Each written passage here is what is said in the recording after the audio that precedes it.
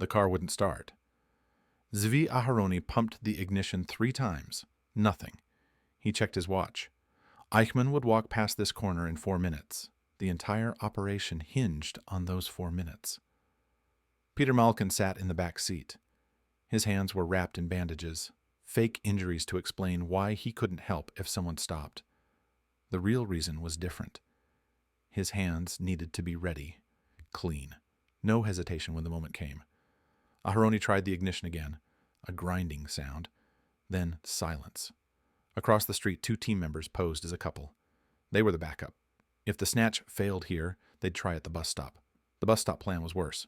Too many witnesses, too much light. 3 minutes. Eichmann left his job at the Mercedes-Benz factory at the same time every evening. 7:40 p.m. exactly. He walked the same route, down Garibaldi Street to the dirt road, then half a kilometer to his house. German precision hadn't left him. It made him predictable. Predictability was fatal in his line of work. Former line of work. The Mossad had been hunting him for 15 years. Dead ends in Egypt, false leads in Syria. A tip from Germany finally broke it open. His son Klaus had been dating a girl. The girl mentioned her boyfriend's father. A German who worked at Mercedes. A German who rarely spoke about his past. Aharoni turned the key one more time. The engine coughed. Died. He slammed his palm against the steering wheel. The couple across the street maintained their act. They couldn't help. Breaking cover would abort everything. 2 minutes. The house at Garibaldi Street 14 held Adolf Eichmann, the man who organized train schedules. Not weapon shipments, not troop movements. Train schedules for humans. Hundreds of trains. Millions of people. The paperwork had been meticulous. The bureaucracy of genocide required an architect. Eichmann had been that architect. Now he went by Ricardo Clement. He worked in a factory. He lived in a shanty house with a tin roof. His wife Vera had joined him 3 years earlier. The neighbors thought he was quiet, polite. Just another German immigrant in Buenos Aires. The Israeli government had a problem. Argentina wouldn't extradite him. The legal channels were closed. Prime Minister Ben-Gurion made a decision. Bring him back anyway. Make it look like he came willingly. Let the world see him on trial in Jerusalem. 1 minute. Aharoni pulled a screwdriver from the glove box. He jammed it under the dashboard. The wiring was simple. He'd stolen dozens of cars in his career, never one that mattered this much. His fingers found the ignition wires. He stripped the coating with his teeth. Malkin leaned forward. He could see the end of the street. The darkness swallowed everything beyond the factory lights. Eichmann would emerge from that darkness. A 54-year-old man, average height, thin, glasses. He looked like an accountant. He had been an accountant of death. 30 seconds. The wires sparked. The engine turned over, caught. Aharoni eased off. Too much gas would flood it. The engine settled into an idle. He shifted into first gear. The car rolled forward 3 meters. He stopped at the exact position. The streetlight above them was broken. They'd broken it themselves 2 days earlier. A figure appeared at the end of the street. Malkin tensed. The figure walked with a slight stoop. Left foot dragged a fraction. An old injury from the war. The Mossad files documented everything. This was him. Eichmann walked closer. He carried a briefcase. Always the briefcase. His son had confirmed this detail. Inside were technical manuals, Mercedes maintenance procedures. Eichmann took pride in his work. Any work, even this one. Malkin opened the door. He stepped out. His movements were casual, a man stretching his legs. The bandages on his hands caught Eichmann's attention. People always looked at injuries. It was human nature. 10 meters.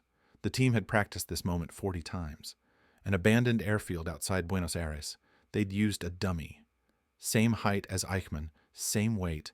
Malkin could grab the dummy in 3 seconds, pin him in 5, have him in the car in 8. The record was 6 seconds total.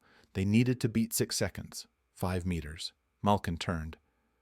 He faced away from Eichmann. His posture said he was waiting for someone. Non-threatening. Eichmann's pace didn't change.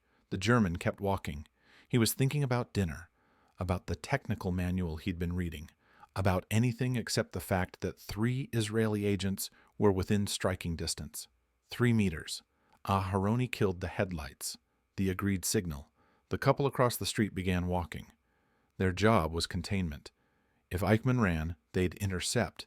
If anyone came to help, they'd interfere. Run out the clock until the car was gone. 1 meter. Malkin spun. His left hand shot out. He grabbed Eichmann's lapel. The fabric bunched in his fist. Eichmann's eyes went wide. His mouth opened. Malkin's right hand clamped over that mouth. The scream died before it started. Eichmann dropped the briefcase. His hands came up. He clawed at Malkin's arm. His fingernails drew blood. Malkin didn't feel it. Adrenaline had erased everything except the mission. Get him in the car. Keep him quiet. Don't kill him. Ben-Gurion wanted him alive. The trial needed him alive. The German was stronger than expected. He twisted, broke partially free. His elbow caught Malkin in the ribs. Pain exploded. Malkin held on. His training took over. He pivoted, used Eichmann's momentum against him. The German stumbled. The couple arrived. The man grabbed Eichmann's legs. The woman opened the rear car door. 4 hands now controlled Eichmann. He still fought. His glasses fell off, clattered on the pavement. The woman kicked them into the darkness. 6 seconds had passed. They were behind schedule. Malkin drove his shoulder into Eichmann's chest, forced him toward the car. Eichmann's head hit the door frame. A dull thud. He went limp for a moment. Just a moment. They shoved him inside. Malkin piled in after him. The woman slammed the door. Aharoni hit the gas. The tires spun, found traction. The car lurched forward. Behind them, the street stayed empty. No witnesses, no alarm. The factory lights illuminated nothing except the briefcase. It lay open on the dirt. Papers scattered around it. Maintenance manuals for Mercedes engines. In the back seat, Eichmann came to, his eyes focused. He saw Malkin's face, saw the determination there. He stopped struggling. His lips moved against Malkin's palm. German words, muffled, indistinct. Malkin leaned close. He needed to hear, needed to know if this was really him. 15 years of hunting. It had to be him. He lifted his hand slightly, gave Eichmann room to speak. The German sucked in air. His voice came out hoarse, broken, but clear enough. Ich bin Adolf Eichmann. I am Adolf Eichmann. The confirmation changed everything. This wasn't a case of mistaken identity. No innocent factory worker grabbed on a dark street. The architect of genocide sat in their back seat, bleeding from his forehead, his shirt torn, but alive. Malkin pressed his hand back over Eichmann's mouth. They had 12 kilometers to the safe house, 12 kilometers through Buenos Aires. Every police car was a threat, every checkpoint a potential disaster. The car had no diplomatic plates, no protection. If they were stopped, the operation collapsed. Aharoni turned left, away from downtown. The safe house was in the suburbs, a villa near the airport. The team had rented it 3 months earlier. Cash transaction, false names. The owner asked no questions. Argentine real estate worked that way. Money talked. Origins didn't matter. Traffic thickened. Friday night in Buenos Aires meant crowds, restaurants, bars, people everywhere. Aharoni maintained normal speed. Too fast would attract attention. Too slow would trap them in the city when the alarm went up. Eichmann's wife expected him home by 8:15. She'd start calling people by 8:30. Police would be notified by 9 o'clock. They had 90 minutes. The safe house held the rest of the team. 8 people total. A doctor to examine Eichmann, a forger to create documents, 2 interrogators to confirm his identity, 3 security men to guard the perimeter. Everything was ready. The El Al flight that would take them home was scheduled for May 20th, 10 days away, 10 days of keeping Adolf Eichmann hidden in Buenos Aires, 10 days of preventing Argentine authorities from finding them, 10 days of maintaining absolute operational security. One mistake would end it. The Argentine government would intervene. Eichmann would disappear again, or be released, or be killed by Nazi sympathizers who wanted him silent. The car crossed into San Fernando, safer territory, fewer police. The roads degraded into dirt paths. The villa appeared ahead. White walls, red tile roof, lights off. Exactly as planned. Aharoni pulled into the driveway. The garage door opened. Someone inside had been watching. The car rolled in. The door closed behind them. Darkness swallowed everything. Then flashlights clicked on. Faces appeared. The team surrounded the car. Malkin opened his door. Eichmann tried to bolt. Malkin yanked him back. 3 men grabbed the German, pulled him from the car. His feet dragged on concrete. They moved him into the house, through a kitchen, down a hallway, into a bedroom at the rear. The room had no windows. 1 door, a bed with restraints, a chair, a table, medical supplies on the table. The doctor stepped forward. He was older, 50s. He'd treated wounded soldiers, torture victims. He knew how to keep people alive under difficult conditions. They strapped Eichmann to the bed, wrists, ankles, chest.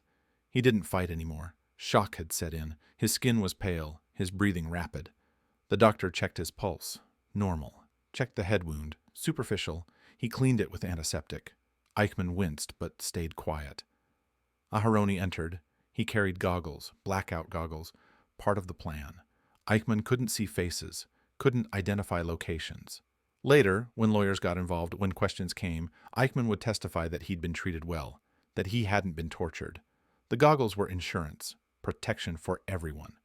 They fitted the goggles over Eichmann's eyes, secured the strap. The German was blind now, trapped, helpless. Everything he'd made others feel. Every person loaded onto those trains had felt this same helplessness. The historical irony wasn't lost on anyone in the room. Malkin left. He went to the bathroom, washed the blood off his hands. Eichmann's blood, his own blood. The mixture ran pink in the sink. He looked at his reflection. 24 hours of surveillance. 40 practice runs. 15 years of hunting. It was over. The operational phase was complete, but something bothered him. Eichmann had confirmed his identity too easily. No denial, no protest. Just 5 words. Ich bin Adolf Eichmann. Men running for 15 years didn't surrender in 5 words. Trained SS officers didn't break in the first 5 seconds. Something was wrong with the response. Malkin dried his hands, walked back to the bedroom. The team had left. Only the doctor remained, monitoring the prisoner, making sure he stayed stable. Malkin stood in the doorway, watched the man on the bed, the man who'd sent his sister to Auschwitz, his nephews, his nieces, all dead in camps that Eichmann's trains had supplied. The doctor looked up. He recognized something in Malkin's expression. He stood, left the room, gave them privacy. Malkin stepped inside, closed the door. The lock clicked. He approached the bed, leaned down. His mouth was inches from Eichmann's ear.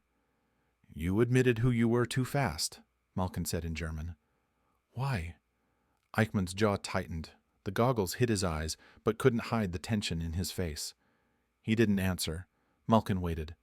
Silence was a tool. Patience was a weapon. He'd learned this from his instructors. The quiet breaks people faster than questions. 30 seconds passed. A minute. Eichmann's breathing changed, became irregular. He was deciding something, calculating. Finally, he spoke. "I knew you would come eventually," Eichmann said. "The question was when, not if. I've been ready for 5 years." The answer made no sense. Men who expected capture didn't live in shanty houses, didn't work in factories. They ran, kept moving, built escape routes. Eichmann had done none of these things. He'd settled, made a life. His complacency had made him easy to find. Malkin straightened. Something else was happening, something beneath the surface. Eichmann wasn't afraid. The initial shock had worn off. Now he seemed almost calm. Men facing trial for genocide didn't become calm. They became desperate.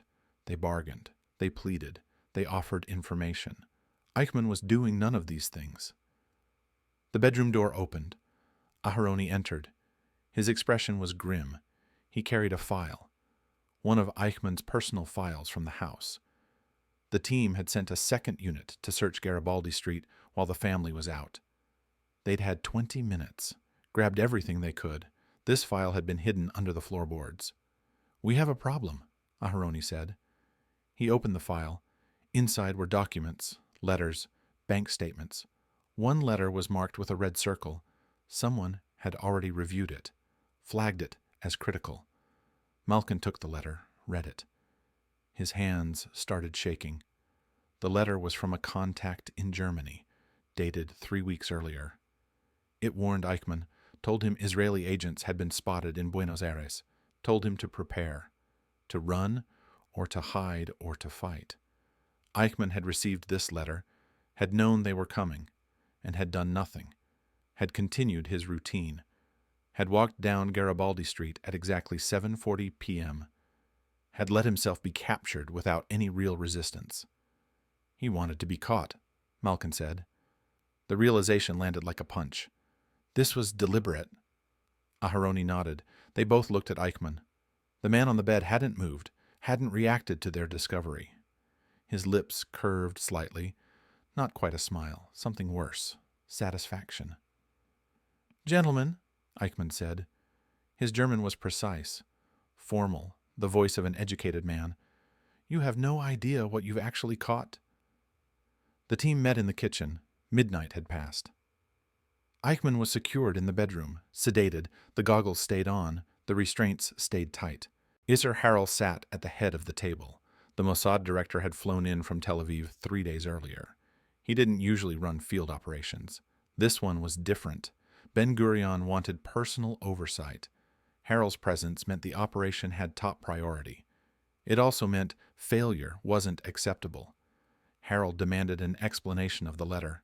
His voice was flat, emotionless, the voice of a man who'd sent agents to their deaths and slept fine afterward.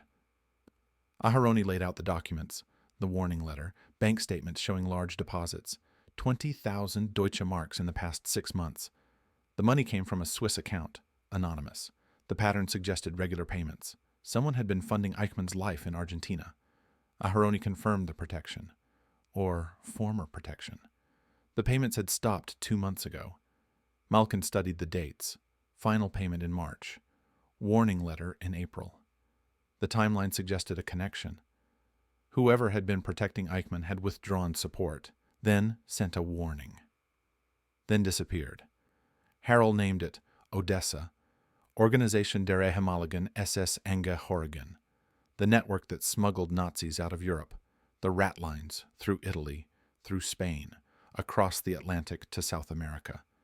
ODESSA had moved hundreds of war criminals, given them new identities, new lives. But ODESSA didn't warn people. They disappeared liabilities, a bullet in an alley, a drowning in the river, clean, final. The warning letter broke their pattern. Malkin voiced what they all realized. This wasn't ODESSA. They would have killed him, not warned him. Harel agreed. Someone else was involved, someone with different motives, someone who wanted Eichmann alive, wanted him captured, wanted him on trial. The implications were troubling. If someone had orchestrated this capture, they had reasons. Intelligence agencies didn't help each other out of kindness. Information was currency. Eichmann knew things, names, operations, networks. Some of that information might be explosive. Harel asked Malkin the critical question. What did Eichmann want? Malkin had spent the most time near him, had heard his voice, sensed his attitude. Malkin's answer came immediately. A platform. Eichmann wanted the trial, wanted to speak, wanted the world to hear his version. The room went silent. Every agent understood. Eichmann would testify, would explain his actions, would justify the genocide. The trial would give him exactly what he wanted, a stage, an audience, millions watching. Rafi Eitan spoke up. The youngest in the room, he'd lost family in the camps, his entire village in Poland, gone. He proposed dumping Eichmann in the ocean, disappearing him, no trial, no stage. Harel refused. Ben-Gurion wanted the trial. The world needed to see Eichmann answer for his crimes. They would bring him back. Whatever he wanted to say, he'd say it in a courtroom, under oath, subject to cross-examination. Eitan insisted Eichmann would use the trial for propaganda, would claim he was following orders, just doing his job, the same defense they all used, and people would believe him. Some people always believed them. Malkin knew Eitan was right. Nuremberg had established the precedent. Following orders wasn't a defense. But Eichmann was smarter than the others, more articulate, more prepared. He'd had 15 years to craft his narrative. He wouldn't break easily. The meeting ended at 2 a.m. The agents dispersed. Guard rotations, perimeter security, communications monitoring. But Malkin took first watch in Eichmann's room. The sedative had worn off. Eichmann was awake, alert. The goggles prevented eye contact, but Malkin could feel the attention. Eichmann spoke first, wondered aloud why Malkin thought he hadn't run. The letter had warned him. He'd had time, money, contacts. He could have disappeared.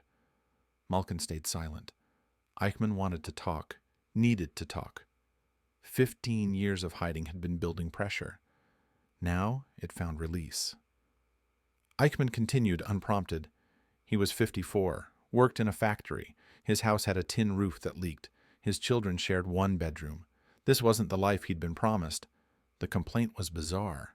Eichmann spoke like a middle manager upset about a poor review, not a war criminal facing execution. His tone carried entitlement, grievance. Malkin asked who had promised him better. Eichmann named ODESSA. They'd said Argentina would be safe, that he'd be comfortable, that the past would stay buried. They'd lied. He was done hiding. The admission confirmed Harold's suspicion. ODESSA had brought Eichmann to Argentina, had funded him, then abandoned him. Malkin pressed the timeline. Payment stopped 2 months ago, then the warning, then nothing. Eichmann's jaw tightened. ODESSA wanted him dead. The warning was a courtesy, a chance to run before they sent someone. He'd chosen differently. The strategy became clear. Eichmann had decided capture beat assassination. The Mossad would protect him, would need him alive for trial. He'd traded one imprisonment for another. But this one came with food, medical care, and eventually a platform. Malkin stated the obvious. Eichmann was using them. Eichmann corrected him. They were using each other. The Mossad wanted a war criminal. He wanted protection, and he wanted to speak, to make people understand what actually happened. The words sent ice through Malkin's chest. Eichmann genuinely believed his perspective mattered. The delusion was complete. He felt no guilt, only frustration at being misunderstood. Malkin left, found Harold, relayed the conversation. Harold's assessment was grim. Eichmann was more dangerous than they'd thought, not broken. He'd calculated this, was treating the trial like a negotiation. Malkin proposed immediate interrogation. Get information while they had him, names, networks, everything about ODESSA. Harold gave Malkin 12 hours. After that, they'd focus on transport. The El Al flight left in 9 days. Eichmann needed to be stable, coherent. If the interrogation broke him, they'd lost everything. Malkin returned to the bedroom. This interrogation would be different. No violence, no threats. But pride might work. Vanity might. The need to be seen as competent. Eichmann had spent 15 years being nobody. That invisibility had worn him down. Malkin asked about the trains, the logistics. Eichmann's posture changed, straightened. The question engaged him. He explained the trains had been the most complex part. Everyone focused on the camps, on the killing. But the real challenge had been transportation, moving that many people across that much distance. The scheduling had been extraordinary. The pride in his voice was unmistakable. He wasn't describing a crime. He was describing a project solved. The moral dimension didn't exist for him, only efficiency. Eichmann elaborated without prompting. 3 million people, multiple countries, different rail systems, different gauges. They'd coordinated with Wehrmacht logistics, with local authorities, with camp administrators, and it had to be done quietly. The operation needed to be invisible. Malkin felt his stomach turn. Eichmann spoke like an engineer discussing a bridge. The casual tone, the technical language, the complete absence of humanity. This was mechanical, something that reduced people to units. Malkin kept him talking about train numbers. Eichmann didn't remember exactly. Thousands. Records were destroyed, but he remembered the complexity, the elegance. They'd used existing infrastructure, existing schedules, slipped transport trains between regular freight. No one noticed. Malkin pressed about railroad workers, station masters, local officials. Eichmann acknowledged it freely. Of course they knew. Hundreds knew. Thousands probably. But knowing and acting were different. People knew. People did nothing. That was the real lesson, he claimed. Everyone blamed a few Nazis, but ordinary people made it possible. Ordinary bureaucrats followed procedures, stamped papers, and millions died. The statement was calculated.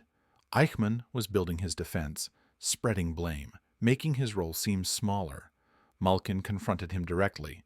Eichmann had organized it, had created the procedures, had written the orders. Eichmann's response was smooth. I implemented policy. Hitler gave the order. Himmler organized the SS. Heydrich designed the camps. I handled logistics, transportation, coordination. I was middle management. The lie was rehearsed, but the Mossad had files, documents, testimonies. Eichmann had been more than middle management. He'd been essential. The architect who made the entire system function. His contribution had been making it systematic, industrial, efficient. Malkin played his card. ODESSA knew what Eichmann really did. That's why they'd cut him off. He was too visible, too important. If he talked, he'd expose everyone. Eichmann went silent. The observation had landed. ODESSA hadn't abandoned him because he was unimportant. They'd abandoned him because he was too dangerous. Eichmann's voice changed when he finally spoke. Harder, bitter. He'd helped them after the war, had given them contacts, routes, money locations, had helped hundreds escape, and they'd repaid him by throwing him away, by sending assassins. Malkin demanded names. Everyone Eichmann had helped, where they went, what identities they used.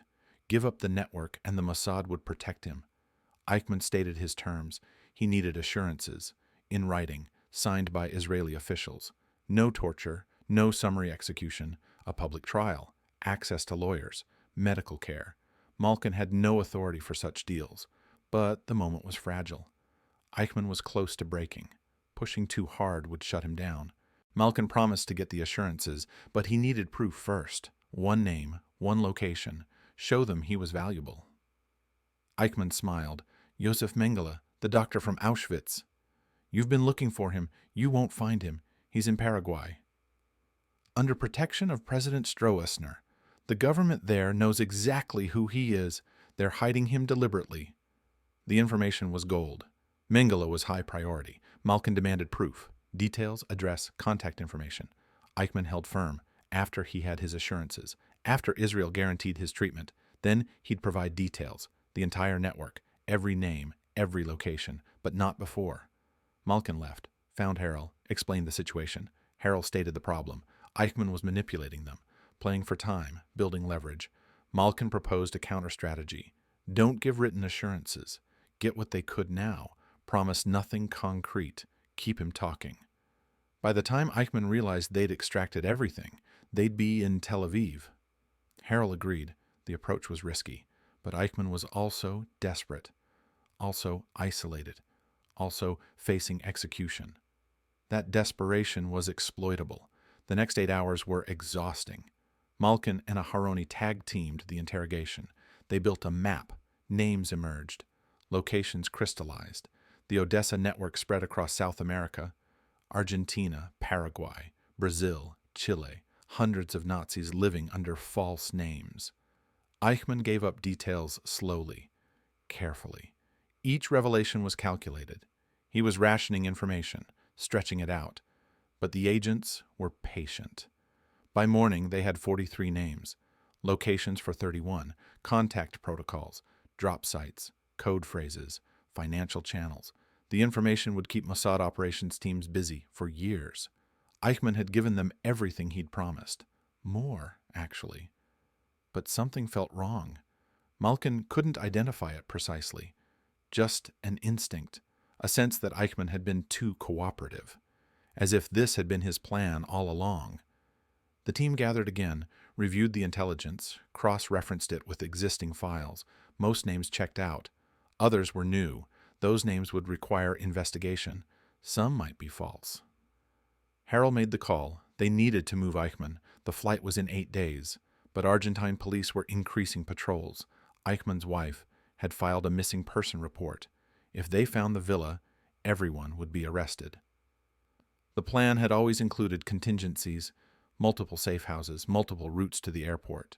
They'd move Eichmann at night, transfer him closer to Ezeiza, hold him there until the final day, then drive straight to the plane. But moving him meant risk, the streets, the checkpoints, the possibility of being stopped. They'd need perfect documentation, perfect timing, perfect luck. The transfer happened at 3 a.m. They drugged Eichmann, not sedation this time, full anesthesia. The doctor administered propofol. Eichmann would be unconscious for 2 hours, long enough to move him, long enough to prevent him from memorizing the route. They wrapped him in blankets, made him look sick. A relative being rushed to a hospital. The cover story was simple, plausible. Argentine police wouldn't question a medical emergency at 3 a.m., not if the paperwork looked legitimate.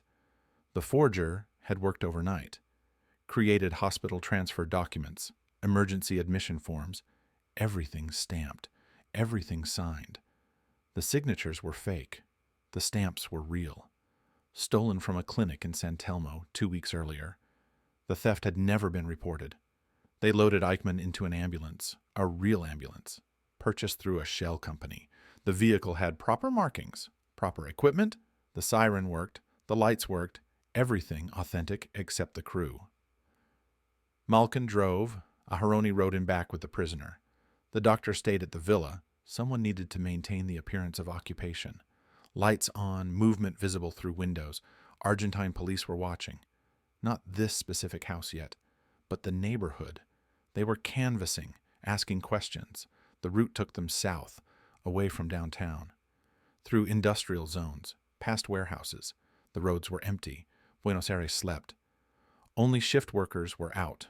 Only insomniacs. Only people with reasons to avoid daylight. They passed 2 police checkpoints. Both times, Malkin slowed. Let the officers see the ambulance markings, see the emergency lights. The officers waved them through. No one stops an ambulance. No one wants that responsibility. The second safe house was smaller. An apartment on the 5th floor, no yard, no garage, just concrete and locked doors. The building had 12 units. Most were empty. The landlord was sympathetic, not to Israel, to money. He'd been paid 6 months' rent in advance. Cash, no questions. They carried Eichmann up the stairs. The elevator was broken. Always broken. The landlord never fixed anything. The building was scheduled for demolition in 8 months. Inside, the apartment was sparse. 1 bedroom, 1 bathroom, a kitchen with a hot plate, no phone line, no radio, no television, complete communication blackout. The windows faced an alley, no street view, no way for Eichmann to identify the location. They secured him to a bed. Different restraints this time, leather straps instead of rope, softer, less likely to leave marks. The trial would involve medical examinations. Lawyers would check for torture evidence. Any suspicious injuries would complicate things. The drugs wore off at 5 a.m. Eichmann woke confused, disoriented. The anesthesia left people foggy. The doctor had warned about this, said the confusion would last 30 minutes. During that window, people said things, revealed things. The guard dropped temporarily. Malkin sat beside the bed, waited. Watched Eichmann's eyes focus, watched awareness return. The moment of vulnerability was brief. Eichmann asked where they were. His German was slurred, imprecise. Malkin assured him he was safe, still in Buenos Aires, still protected. Nothing had changed. Eichmann disagreed. Something had changed. He could feel it. Different room, different sounds. They'd moved him. The observation was sharp, too sharp for someone barely conscious. Eichmann was fighting through the fog faster than expected. His mind was strong, disciplined. Years of military training couldn't be fully suppressed by drugs, Malkin explained. Eichmann's wife was looking for him. She'd filed a report. Police were investigating. They'd moved him for security, for his protection. Eichmann's response was bitter. They meant their own protection. They were worried about being caught, about the operation failing. They didn't care about him. Malkin corrected him.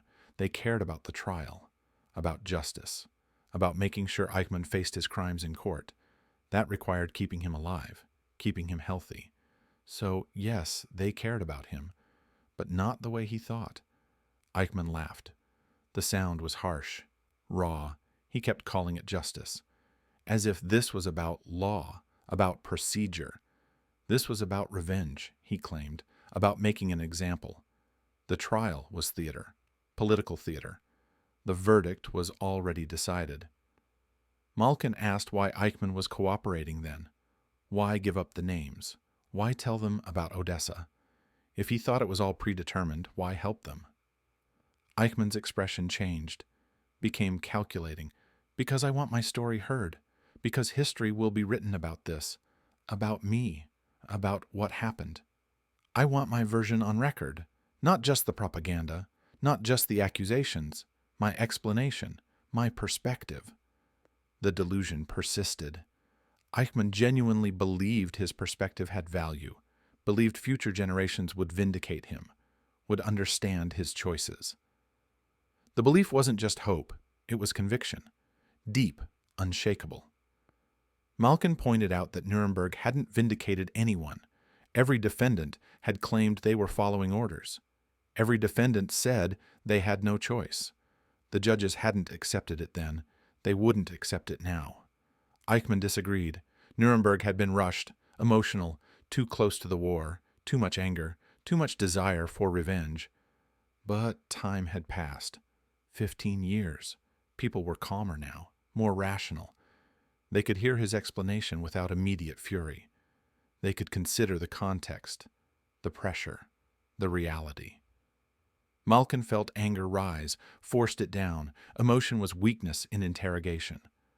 Eichmann was trying to provoke him, trying to shift the dynamic. Malkin changed subject, asked about Hungary. 1944, Eichmann had personally supervised the deportations. 400,000 people in 8 weeks. That wasn't following orders. That was initiative. That was efficiency beyond requirements.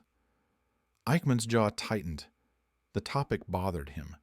Hungary was different. He claimed it was complicated. The situation was unstable. The government was wavering. If they hadn't acted fast, Hungary would have protected their Jews, hidden them, saved them. They'd had a narrow window. He'd used it. Malkin pressed harder. Eichmann had exceeded his orders. His superiors wanted the deportations done quietly, slowly.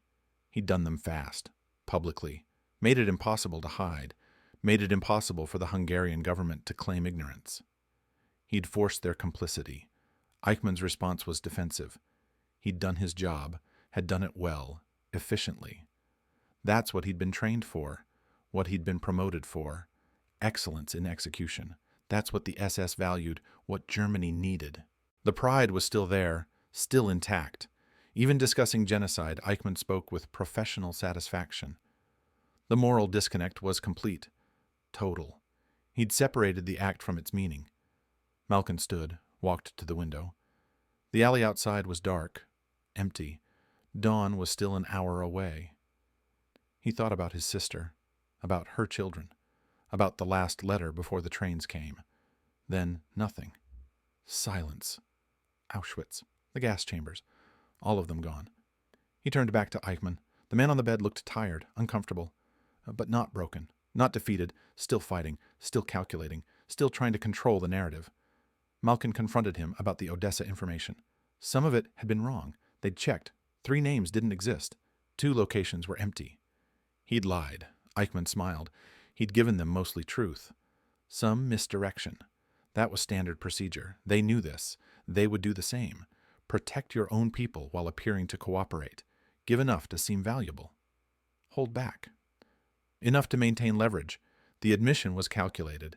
Eichmann was showing his intelligence, demonstrating that he understood tradecraft, that he wasn't a simple bureaucrat. Malkin stated they'd verify everything, sort truth from lies. It just took time. And they had time. 8 more days until the flight. Eichmann corrected him. They had 8 days to keep him alive. Odessa knew he was missing. They were looking. They had people in Argentina. Good people. Trained people. If they found this location, they'd come. Not to rescue him. To kill him. To prevent him from talking at trial. From exposing the network. The threat was real. Malkin knew it. The entire team knew it. Odessa had resources. Had reach. Had motivation to silence Eichmann permanently. The Mossad's advantage was speed. Was surprise. Was the fact that Odessa didn't know exactly where they were. But that advantage was temporary. Eroding. Malkin assured him they were protected. The location was secure, unknown. They had surveillance. They had contingency plans. Odessa wouldn't find him. Eichmann's response was cold. They hoped Odessa wouldn't find him. Hope wasn't strategy. Hope wasn't security. Hope was what people relied on when they had no better options. A knock at the door. 3 taps. Pause. 2 taps. The recognition signal. Malkin opened it. Aharoni stood outside. His expression was grim.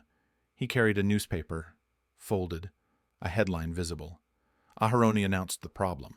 Malkin took the newspaper. The headline was in Spanish. German immigrant missing. Police investigate possible kidnapping. Below it, a photograph. Not of Eichmann. Of the street, Garibaldi Street, the exact location where they'd grabbed him. Someone had taken a photo, had sold it to the press. The article described the scene, a briefcase left in the street, papers scattered, glasses broken on the pavement.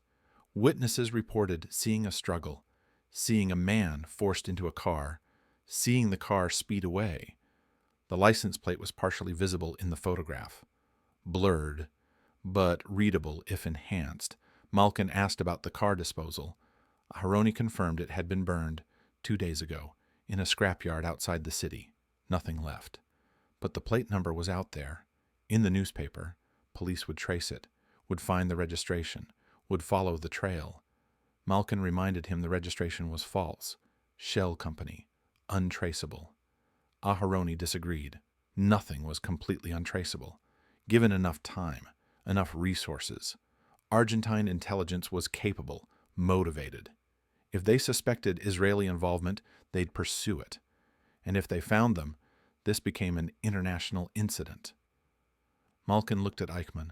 The German had heard everything. His expression showed satisfaction. Not fear, not concern. Satisfaction. The situation was deteriorating. Time was running out. And Eichmann knew it. Knew the pressure was building. Knew the Mossad's window was closing. 5 days, Eichmann said. You have 5 days maximum. Then Argentine authorities will have enough evidence to move. They'll raid locations, question suspects, close the airport, you'll be trapped, and I'll be freed or killed. Either way, your mission fails. Malkin made an instant decision. They'd leave in 3 days. The flight could be moved up. They'd compress the schedule. Get Eichmann on a plane before the investigation closed in. Aharoni objected. The El Al flight was cover. Part of a diplomatic mission, anniversary celebration. Moving it early raised questions, drew attention. They needed the scheduled flight, needed the crowd, needed the legitimate reason for an Israeli plane at Aziza. Malkin understood the problem. The operation's success depended on hiding Eichmann among legitimate passengers, among diplomats and staff returning to Tel Aviv. An early departure would isolate them, would make them conspicuous. Malkin proposed improving security instead. Double the guards, increase surveillance, fortify the position, hold for 5 more days, make it work. Eichmann laughed again. That harsh sound. You're improvising, making decisions without authorization, without plan. This operation is falling apart, and you know it. Harrell arrived 6 hours later. He'd read the newspaper, seen the photograph, understood the implications. His face showed nothing. No anger, no concern, just the calculated neutrality of a professional dealing with a crisis. He announced the strategy. They would accelerate. The flight stayed on schedule, but they'd move Eichmann to the airport early, hide him there in the terminal, in plain sight. The plan was audacious. Insane, actually. Airports were controlled spaces, security everywhere, police, customs, military. Hiding a kidnapped Nazi war criminal in an airport terminal seemed impossible. But Harrell's expression suggested otherwise. He'd thought this through. Had a method, Harrell explained. El Al had a private lounge for crew rest for diplomatic guests. The lounge was technically Israeli sovereign territory. Argentine authorities couldn't enter without permission, without diplomatic incident. They'd put Eichmann there, keep him sedated, dress him as crew. When the flight boarded, he'd walk on with everyone else. Malkin saw the logic. The lounge was a blind spot, a gap in Argentine jurisdiction. Once inside, Eichmann was effectively in Israel, protected by diplomatic immunity, protected by international law. The Argentines could protest, could demand entry, but actually forcing their way in would create problems. Aharoni asked the critical question. How would they get Eichmann into the lounge? Security checked everyone entering the terminal. Documents, credentials. They were looking for him now. His face was in the newspaper. Harrell corrected him. Ricardo Clement's face was in the newspaper. A factory worker. A nobody. Security wasn't looking for an El Al crew member. They were looking for a kidnapping victim. Someone who looked frightened, desperate. They'd make Eichmann look comfortable, professional, part of the crew. He'd walk past security because he belonged there. The concept was sound. Security personnel looked for anomalies, for people who didn't fit, but someone who belonged, someone confident, someone with proper credentials and proper attitude. That person became invisible, became part of the background. Harrell laid out the requirements. They needed 48 hours to prepare, forged crew credentials, proper uniforms, practice. Eichmann needed to act the part, walk correctly, respond to questions appropriately. Any hesitation, any confusion, security would notice, security would investigate. Malkin raised the obvious problem. Eichmann wouldn't cooperate. Why would he? The plan required his participation, his active help. He gained nothing by making this easy. Harrell disagreed.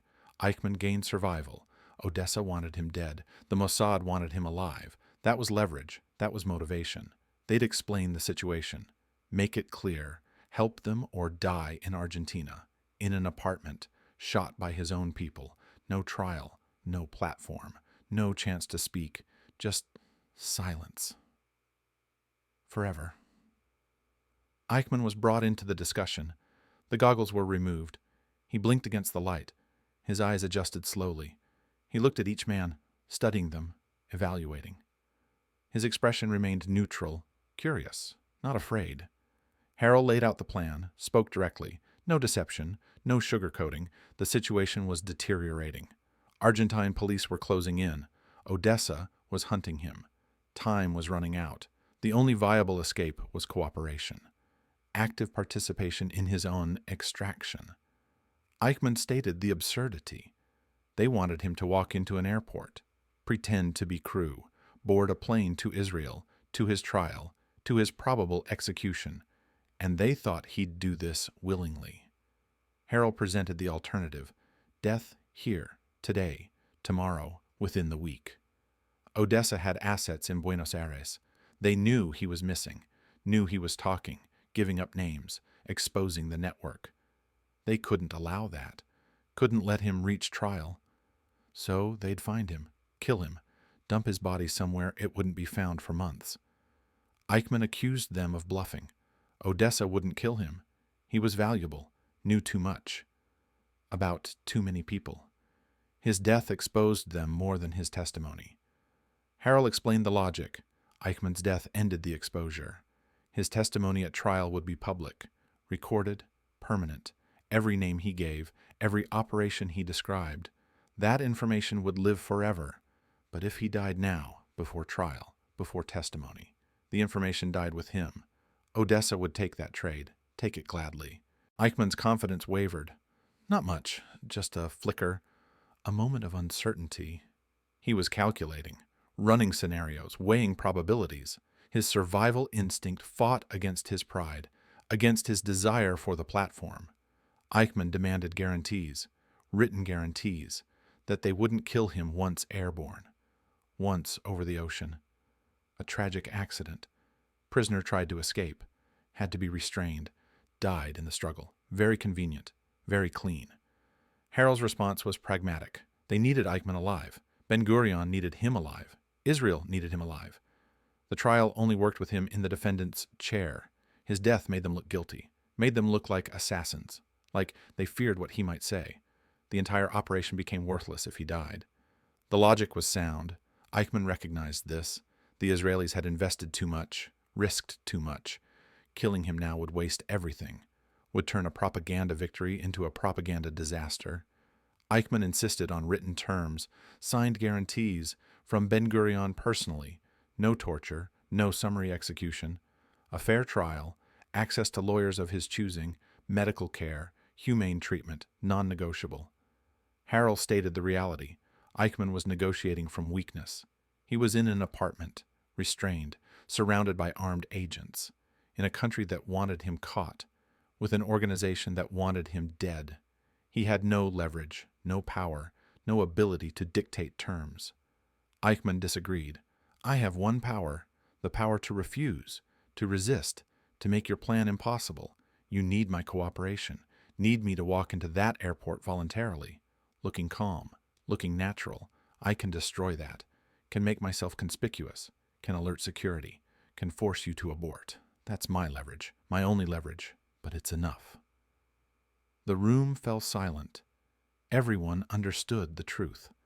Eichmann was right. Dragging an unconscious man through airport security was impossible. Carrying a struggling prisoner was impossible.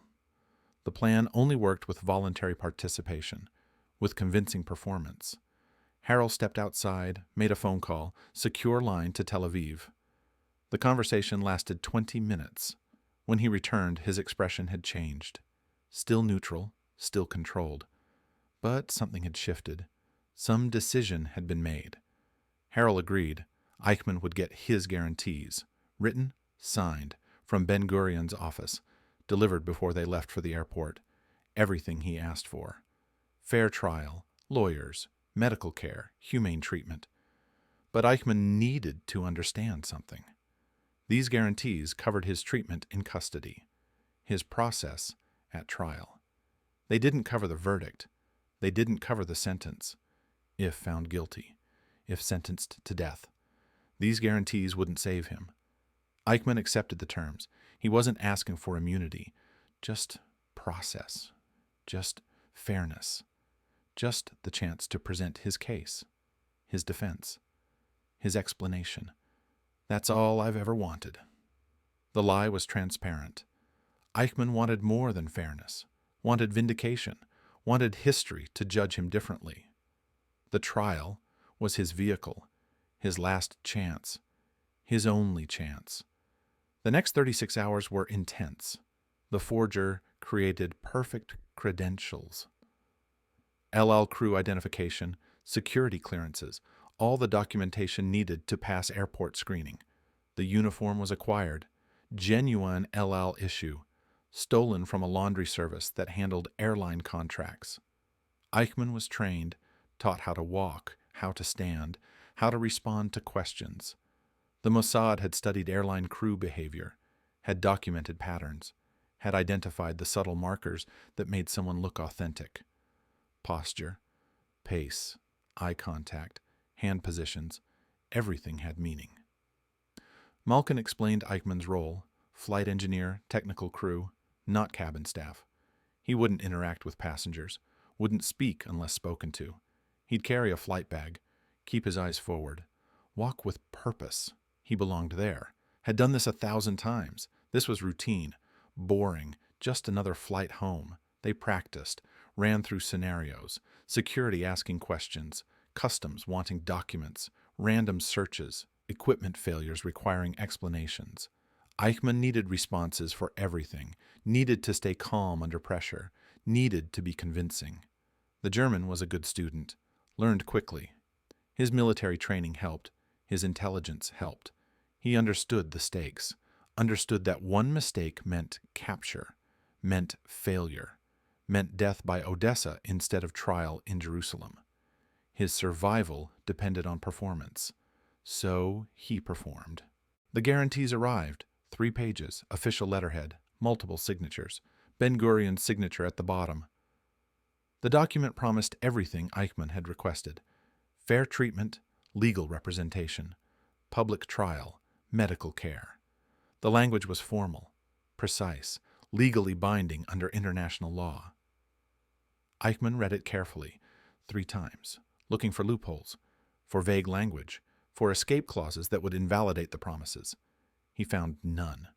The document was solid, comprehensive, exactly what he'd demanded. Eichmann accepted it, folded the document, tucked it inside his shirt, against his chest. Protected. He'd cooperate. He'd play flight engineer. He'd get on their plane. And when they landed in Tel Aviv, they'd honor these guarantees. Harel gave his word, Israel's word. That meant something. That carried weight. They weren't like the people Eichmann had worked for. They kept their promises. The statement hung in the air, heavy with implication, with judgment. Eichmann's jaw tightened, but he said nothing. Just nodded, accepted the terms, accepted his fate. They moved at dawn. 3 cars, different routes, converging on Aziza International Airport from different directions. Eichmann rode in the second car, dressed in uniform, carrying the flight bag. The goggles were gone. The restraints were gone. He looked like what he was pretending to be, a tired crew member heading home after a long assignment. The airport was busy, morning flights departing, business travelers, tourists, families. The crowd was perfect, provided cover, provided anonymity, provided chaos that hid intentions. Security was present, but stretched thin, watching everything, seeing nothing. They entered through the crew entrance, separate from main terminal, less security, less scrutiny. The credentials were checked, scanned, approved. The security officer barely looked at faces. Just documents. Just photographs on badges. Eichmann's fake photo matched close enough for a bored guard at 6 a.m., close enough to pass. Inside, they moved quickly, through corridors, past maintenance areas, past storage rooms. The El Al lounge was at the end, private, secure. The door required a key, a special key. Only airline management had copies. Harel had acquired one. The lounge was empty. Good. No witnesses, no complications. They locked the door behind them, posted guards outside, settled in for the wait. 4 hours until boarding. 4 hours of vulnerability. 4 hours where everything could still go wrong. Eichmann sat in a chair, calm, almost peaceful. He'd made his choice, committed to the plan. Now he just had to execute, had to maintain the performance, had to walk onto that plane and disappear into Israeli custody. Forever. Malkin observed the change. Eichmann was quiet. No complaints, no demands, no attempts to negotiate better terms. That was unusual, not the pattern he'd shown. Eichmann looked at him, really looked, not with hostility, not with fear. I'm done negotiating, done fighting, done running. 15 years is enough. I'm tired of hiding, tired of pretending, tired of being someone I'm not. Ricardo Clement was never real, never me, just a mask, a role. I'm ready to stop playing roles. The admission was unexpected, genuine. For the first time since capture, Eichmann seemed vulnerable, human. The facade had cracked, not broken, just cracked. Enough to show something underneath, something worn down. Something that wanted rest. Malkin told him he'd get rest in prison. After the trial, after the verdict, after everything was finished. He'd have time, lots of time, to think, to reflect, to face what he'd done. Eichmann's response was chilling. I've already faced it. Every day for 15 years, people think I'm running from guilt, from conscience. They're wrong. I'm running from consequences, from punishment. That's different. I know what I did. I remember all of it. Every train, every order, every hurry signature. The memories don't fade, don't soften. They're always there, always present. That's my real prison, the one I carry with me. Malkin wanted to believe him, wanted to think Eichmann felt remorse, felt guilt. But the words didn't match. The tone didn't match. Eichmann was describing burden, not remorse, describing weight, not regret. He was tired of carrying the past, but not sorry for creating it. A knock at the door, the recognition signal. Aharoni entered. His expression was urgent, troubled. He carried another newspaper, fresh edition. Published an hour earlier, the headline made Malkin's blood freeze. Israeli agents suspected in kidnapping. Government demands explanation. The article named no names, provided no evidence, just accusations. Anonymous sources claiming Israeli intelligence had kidnapped a German citizen, claiming the operation was state-sponsored, claiming diplomatic immunity was being abused. The Argentine government was demanding answers, demanding access to all Israeli facilities, demanding immediate investigation. Aharoni confirmed the problem. Someone had talked. Someone inside Argentine intelligence had connected the dots. Factory worker disappears. Israeli agents in the country. El Al flight scheduled. The pattern was obvious. Harrell asked the critical question. Did they know where the team was? Not yet, Aharoni reported, but they were mobilizing. Police were being briefed. Airport security was being reinforced. They'd lock down the terminal soon. Search every room, every lounge, every space where someone could hide. Harold checked his watch. 3 hours until boarding. 3 hours that suddenly felt impossible. The plan had required stealth, required invisibility. The newspaper had destroyed both. Now they were exposed, hunted, trapped in an airport lounge with a war criminal and no viable exit strategy. Harold made the call. They'd board early. Get on the plane now, before security cordons formed, before they realized the team was here. Aharoni objected. The plane wasn't ready, still refueling, still loading. Crew was still arriving. They couldn't board passengers for another 2 hours minimum. Harold revised. They wouldn't board as passengers. They'd board as crew, as maintenance, as cargo handlers. Get Eichmann onto that plane however possible. Once he was aboard, once the doors closed, they were protected. The aircraft was sovereign Israeli territory. Malkin understood the risk. Moving now meant moving visibly, meant crossing the tarmac in daylight, meant being seen by dozens of airport workers, by security, by police. Any one of them could sound an alarm.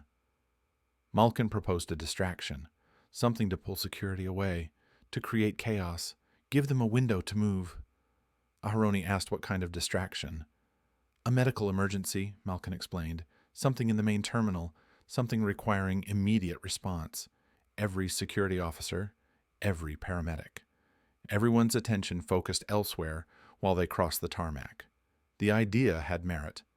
Airports responded to medical emergencies with overwhelming force. A heart attack, a seizure, a diabetic collapse. Any of those would trigger immediate response, would create the chaos they needed. Harrell asked who would fake it. Eitan, Malkin answered. He was young, healthy. No one would suspect. He'd collapse in the main terminal, near the departure gates. Security would respond. Paramedics would respond. Everyone would move. They'd use that window. Harrell made the call, positioned Eitan in the main terminal, waiting. When he got the signal, he'd collapse. Make it convincing, make it urgent.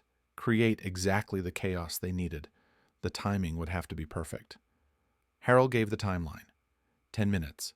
They'd move in 10 minutes. Eichmann would walk between them, calm, professional. They were crew heading to the aircraft. Normal pre-flight procedure. Anyone asking questions would be told they were conducting security inspection. Standard protocol. They prepared, checked credentials, adjusted uniforms, made sure everything looked authentic. Eichmann stood, stretched. His hands were shaking slightly. Not fear, adrenaline. The moment was close. His ticket to Jerusalem, his platform, his trial, Malkin reminded him. He was tired, bored. This was routine. He'd done this 1,000 times. His mind was on home, on rest, on anything except the fact that he was a kidnapped war criminal walking through an Argentine airport. Eichmann nodded. His expression shifted, became neutral, became the mask of a working professional at the end of a long shift. The transformation was remarkable, complete. The signal came. Eitan had collapsed. The distraction was active. Security was responding. The window was open. They unlocked the door, stepped into the corridor. Empty. Good. They moved quickly, but not frantically. purpose without panic. The crew entrance to the tarmac was ahead. 50 meters. The door required credentials. Harold had those. They passed 2 maintenance workers. The workers glanced up, saw uniforms, saw credentials, saw nothing suspicious. Went back to their conversation. About soccer, about weather. The tarmac door opened. Heat poured in. Buenos Aires summer was brutal. The concrete radiated warmth. Shimmered. Aircraft were everywhere, taking off, landing, taxiing.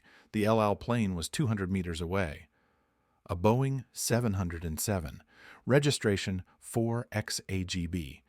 The aircraft that would carry them home, that would carry Eichmann to trial.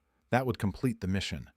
But 200 meters of open tarmac stood between them and safety. They walked, maintained the pace, not fast, not slow, just purposeful. Other crew members were visible, moving between aircraft, conducting inspections, loading cargo. Everyone had somewhere to be. 3 more crew members blended perfectly. Halfway across, a security vehicle appeared, driving fast, heading toward the main terminal, toward Eitan's location. The distraction was working. A voice called out behind them, Spanish, authoritative, ordering them to stop. Malkin's hand moved toward his weapon, hidden under his jacket, ready, but Harold caught his arm, stopped him. Violence now would destroy everything, would turn this into an international incident. They stopped, turned. A security supervisor approached. Older man, 40s, suspicious expression. He'd seen something, noticed something, some detail that didn't fit. The supervisor demanded their credentials, still in Spanish. His hand rested on his sidearm, not threatening, just ready. Harold provided his documents, calm, unhurried. The supervisor examined them, compared photos to faces. Everything matched. Everything was perfect. But he wasn't satisfied. Something still bothered him. The supervisor asked where they were going. Harold explained. Pre-flight inspection, security protocol. They were checking the aircraft before passengers boarded. The supervisor stated he wasn't informed. Nothing on his schedule. Nothing in the system. Harold offered a logical explanation. Last-minute addition. After the newspaper reports. Extra security measures. The supervisor should understand. The explanation made sense. Logical. After accusations of Israeli involvement in a kidnapping, enhanced security seemed reasonable. Expected even. But the supervisor wasn't convinced. His eyes moved to Eichmann, studied him. The supervisor pointed at Eichmann, said he hadn't seen him before. Asked if he was new, Harold confirmed. Transfer from Tel Aviv. Temporary assignment, covering for sick crew member. His paperwork should be in the system. The supervisor pulled a radio from his belt. About to call it in, about to verify, about to discover the documents were fake. That Eichmann wasn't in any system, that this entire story was fabricated. A voice crackled over the radio. Urgent, panicked, medical emergency at Gate 7. All units respond. Repeat, all units respond. Man down, possible cardiac arrest. The supervisor hesitated, torn between his suspicion and his duty. The emergency demanded response, but these 3 men demanded investigation. He couldn't do both, had to choose. The voice repeated, Gate 7, they needed everyone. You done this for now. The supervisor made his decision, clipped the radio back, ordered them to finish their inspection, then report to the operations office. He wanted their paperwork verified. Understood. Harold confirmed, understood. The supervisor ran toward the terminal, toward the emergency, toward Eitan's performance. They had maybe 5 minutes before he returned. 5 minutes before questions resumed. 5 minutes to get Eichmann onto that plane and behind Israeli protection. They moved fast now. The pretense dropped. Speed mattered more than appearance. The aircraft loomed ahead. The boarding stairs were deployed. Crew was loading cargo, loading supplies. The captain was visible in the cockpit window, running pre-flight checks. They reached the stairs, started climbing. Eichmann's legs were weak, shaking. The stress was catching up, adrenaline depleting. Malkin grabbed his arm, supported him, kept him moving. 1 step, another. The aircraft door was 10 feet away, 8 feet, 6 feet. A shout from behind. The supervisor had returned, had realized something was wrong, was calling for backup. Security vehicles were converging, coming fast, sirens activated. Harrell ordered them inside. Now! Malkin shoved Eichmann through the aircraft door. The German stumbled, caught himself, collapsed into a seat. Safe, protected, on Israeli territory, legally untouchable. Harrell followed. Aharoni followed. The rest of the team materialized. They'd been hiding on the aircraft, waiting, ready. 8 agents total, enough to defend the aircraft if necessary, enough to hold against Argentine security until the situation could be negotiated. The captain appeared, stated the problem. Airport authority was demanding they open the doors. They wanted to search the aircraft. They were claiming the team had kidnapped someone. Harrell refused. This aircraft was Israeli sovereign territory. They had no jurisdiction here, no authority to search. Tell them to contact their foreign ministry. Tell them this was a diplomatic matter. The captain reported another problem. They were blocking the runway. The aircraft couldn't take off, couldn't even move. They were trapped here. The standoff lasted 4 hours. Argentine police surrounded the aircraft. Military units were deployed. Television cameras arrived. The entire incident was broadcast live. The world watched. Israel claimed diplomatic immunity. Argentina claimed violation of sovereignty. Neither side would back down. Inside the aircraft, Eichmann sat quietly, watched through the window, watched the chaos he'd caused, the international crisis his capture had triggered. His expression was unreadable. Not satisfaction, not fear, something else, something closer to fascination. Malkin asked if it had been worth it. All of this, the running, the hiding, the capture, the trial he was about to face. Was any of it worth it? Eichmann considered the question. Long silence. Then he spoke. I did what I was trained to do, what I was ordered to do, what my country required of me. The outcome doesn't change that, doesn't invalidate the duty. I served. I followed orders. I completed my mission. That has value. That means something. Whether others understand that doesn't matter. The answer was chilling. After everything, after capture, after exposure, after facing trial and probable execution, Eichmann still believed he'd been right, still believed he'd done his duty. The delusion was absolute, unshakable. The diplomatic negotiations concluded at sunset. A compromise was reached. Argentina would allow the aircraft to depart, would not board, would not search. In exchange, Israel would acknowledge the operation, would admit to Eichmann's capture, would face international criticism, would accept diplomatic consequences. Ben-Gurion agreed. The acknowledgement was acceptable. The consequences were manageable. Getting Eichmann to Jerusalem was all that mattered. Everything else was secondary. The runway was cleared. The engines started. The aircraft began to move. Slowly at first, then faster. Building speed. The wheels lifted. They were airborne. Argentina disappeared below them. The Atlantic stretched ahead. And in the back of the aircraft, restrained but alive, Adolf Eichmann began his final journey.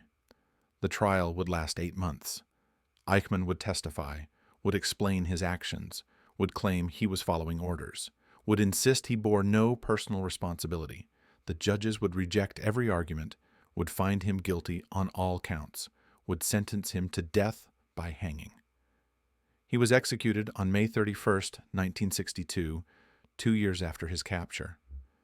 His body was cremated.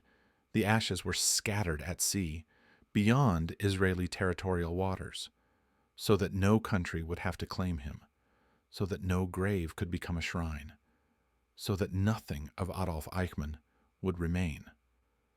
But the trial achieved something else, something unexpected.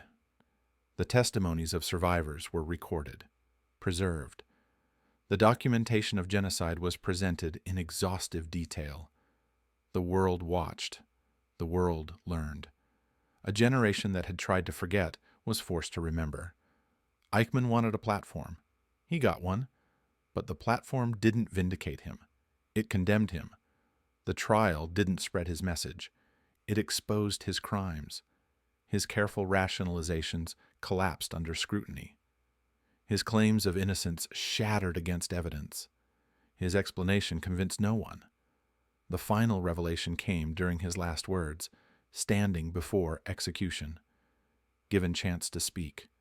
Everyone expected defiance, expected him to maintain his position, to claim innocence one last time. Instead, he said something different, something that haunted those who heard it.